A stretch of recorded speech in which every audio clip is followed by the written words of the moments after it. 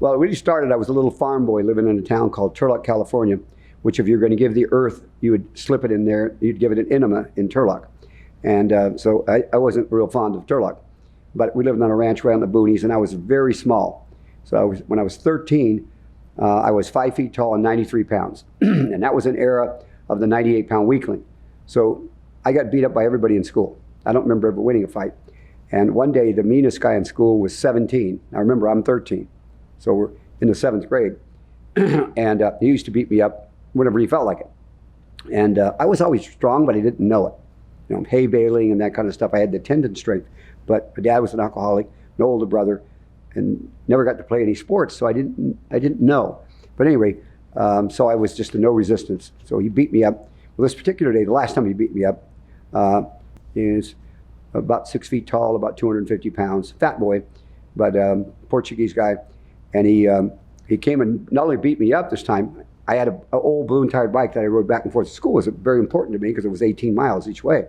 And he took my bike and he put it on a drinking fountain after he beat me up, and he wrecked the spokes, and he took a switchblade and he cut the tires. So I was hysterical, crying, and he went to the bathroom, and I snapped. I finally had had enough. So I got a brick, and when he walked out of the bathroom, he walked out, and I'm standing over here, poof, goodbye face. Popped an eye, broke both of his collar, his cheekbones, his mouth, knocked out teeth, blood, everything all over my brick. And so he was in the hospital for months and months and months in reconstructive surgery, and he never came back to school. So anyway, but then I left home rather than kill my father. My father always stuck hay hooks in my arm, screwdrivers in my hand, hammers in my face, which you felt, the skull here. And so I don't know, I was just lucky. God spoke to me. So I got on my balloon-tired bike and I rode 162 miles away to a town called San Jose, California. Moved in with an uncle. I've never trained with Gene when he didn't hurt me. Anybody that trains with him understands. It's just the way his old school training. But he started appreciating I guess my toughness, because I kept coming back like the bad penny, and started really showing me some good stuff. And the thing was amazing about Gene LaBelle is he is the toughest man alive. At 83, I don't think there's anybody on earth that could beat him. But anyway, we became good friends, and I became his black belt. Now he said, go train in everything. Everything's got something good. There's no bad system. There's bad teachers. So I started studying Thai boxing. Then I made a black belt in Shorin-ryu. I made a black belt actually in Okinawa Tay. But then Joe Louis came into the school because it was the only Okinawan school, and he was fresh out of the Marine Corps. It's about 65. And so I became his first black belt in Shorin-ryu. And that's his certificate was signed by Izo Shimabuku, because Joe didn't have certificates. I was his first black belt. So now I realized the pedigree, if you're graduating from Harvard or Turlock High, it's a big difference. So now I got Kano on my judo certificate. I've got Gene LaBelle, he's the first MMA guy. And now I got Joe Louis, Shorin-ryu. I studied Thai boxing, studied American boxing, and then became friends with Chuck Norris in '64. And in '67, we became partners. He bought out Joe in my school, which was very profitable. And I took over the business.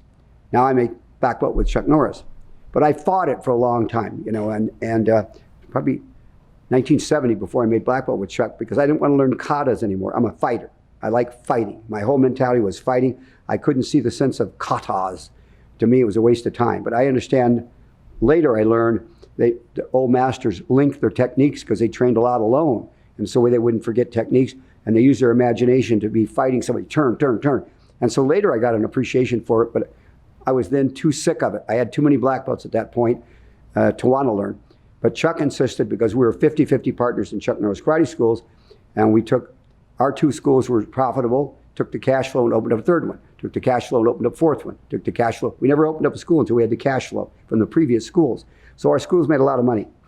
After a while, we started buying the locations. So I got interested in real estate. But finally, about late '69, Chuck insisted that I learn the katas. And so I had to learn them all, from Gicho Hyung Silbu concept to Basai. And then I tested and made black belt with Chuck Norris. Then a few years later, I made black belt with General Che, who started Taekwondo. And then I started training with the fabulous Machado brothers, and trained with them for several years, and in jiu-jitsu. And so it was fun, because Gene LaBelle's transitions are very rough. Mean, I mean, when he's transitioning, he's sticking elbows and knees, and he's giving you pain like you don't believe. Yeah, he says, I want to make them feel like a submarine. They want to dive, dive, dive away from the pain. Well, now I get with Machados, and they're just gentle. They're brilliant, their technique, but everything's smooth, smooth, smooth, use weight and transitions. So it was great to get the contrast. And we were lucky, Chuck and I, because we have so many similarities, it's unbelievable. More importantly, our philosophy is the same. Our moral character, our belief in being a great American, to be a good human being was important. So I remember getting in the car with him when he ate school, and I got in the car and he said, Bob, he said, you talk about yourself too much. I said, what do you mean? You need to stop telling people about yourself. Let other people see your deeds, and they'll talk about you, and they'll even multiply your exploits. You'll become even more famous. And so that was a good lesson. Chuck Norris is a wise man. I love him to death, like a brother to me. Chinatown restaurant, and a pretty famous martial artist who's still alive, so I won't mention his name, but he came to give this demonstration. And I went with a guy named Bob Osmond, if you remember the late, great Bob Osmond, who was a black belt in Ishinru, and big guy, you know, about 6'1", about 220. And so we were buddies, we had schools close to each other.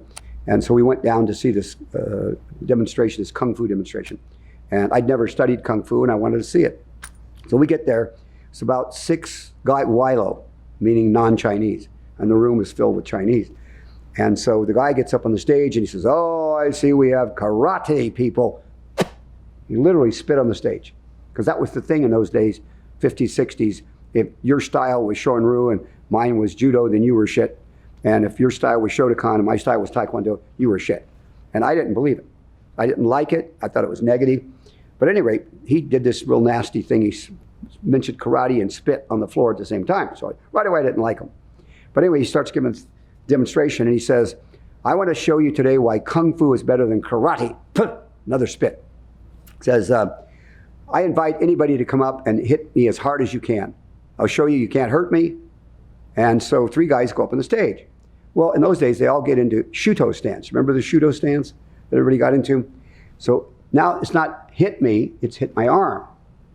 He didn't say that originally. Hit me as hard as you want, but now puts his arm out. So they're getting a Shuto stance going. And of course, they're not hurting his arm. Then he says, all right, put your arm out, I'm going to break your arm. Well, these guys go, like, heck, you're going to break my arm. We're out of here. So they left the stage. So I'm looking at this guy, and I go, you can't hurt my arm that way. I said, well, you can hit my arm. You can break my arm. So I step out there, put my arm out, and he's very clever guy. What he does is this. Okay? Across my wrist. And he's hitting pretty darn hard. I give him credit. And I said, I can't feel it. Because if I don't respect you, you're never going to know you hurt me. You hurt me and I respect you. Hey, that was good. Yeah, I didn't feel good. Not this guy. So I already didn't like him. All of a sudden, welts coming up my wrist. I said, I can't feel it. When are you going to break my arm? Break my arm. Go ahead. So I'm taunting him now. So now I flash on my Irish temper and I slap him. Bam! He spins around. Flop. Now, oh my God, I knocked this clown out. Or he's faking. But he rolls off the stage. And I realized then I had my bourbon and soda in my left hand. I'm going, and I'm looking out a sea of silent Chinese faces, and I thought, I'm not a comedian. Now I am, but then I wasn't. I had no routine. I'm thinking, I think I just, you know what, upped. I just better get off the stage. So I'm trying to be cool. So we start walking towards the door, and I'm looking at this one tough-looking guy. He's headed right for me, so I'm going to knock him out first. But we're both getting into the paranoia, looking around, right? Guy walks out and sticks his hand out. He says, hey, I'm Bruce Lee. That's the funniest thing I've ever seen. You're as cocky as I am. He says, I want to do what you did. But he was saying Kung Fu is better than karate, and I'm a Kung Fu man. So we go outside, and we talk until the dawn. So that's how we became buddies. And then I started training, telling him about the great Gene LaBelle, and so on and so forth. And so then it went from there. I brought him into my family. Chuck Norris, Mike Stone, Jim Harrison, Pat Burleson, Gene LaBelle, everybody. Igor, the man that Val now has left us. But I brought him into my training circle. You only get great if you train with other greats. And you only get great if you get your butt kicked by the greats. And they give you the gift of their skill set. And then you give it to others, which is, you know, why I love traditional martial arts. That was the basic story how we met.